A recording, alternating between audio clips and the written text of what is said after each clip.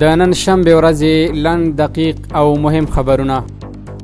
د اسلامي امارت د بهرنی چارو وزارت د هند جمهوریت په ختیځ اودیشا ایالت کې د اورګاډو د ټکر لامل چې سلګونو کسانو پکې ژوند له لاسه ورکړی او ټپیان شوي وو خواشیني وښوده.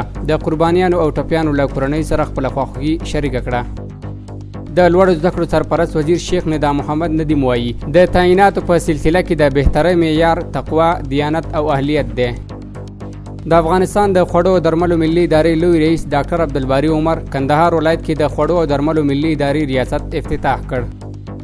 د کورنۍ چارو وزارت د تامیناتو معین مولوي فیض الله جمال حقانی ویلي چې د افغانستان اسلامي امارت پولیس شمیر 150,000 ته رسیدلی او په هره برخه کې د مسلکي کېدو لپاره چټکې هڅې روانې دي.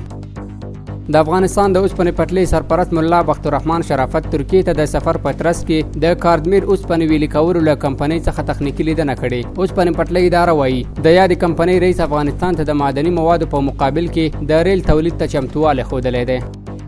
د نهمې حوزې زیرکو پولیسو یو تختول شوی موټر نیولی. د کابل امنیه قومندانۍ وایي یاد موټر غلو له 10مې ناحیې تختولی و چې پولیسو ته تر خبرتیا وروسته د نهمې حوزې په سیمه کې د پولیسو له لورې ونیول شو او خپل اصلي خاوند ته یې وسپارل شو. د افغان پوسټ دولتي شرکت له لورې یو ځل بیا د افغانستان پوستي موزیم پرانیستل شو. دې موزیم کې په ملي او نړیواله کچه د بېلابېلو تاریخي، سیاسي او کلتوري پیښو په پار چاپ شوي ټیکټونه ساتل شوي دي. فراه ولایت کې د شنو خونو د صنعت په پراخېدو سره څه باندې 149,000 کسانو ته په مستقیم او غیر مستقیم ډول د کار زمینه برابره شوې ده.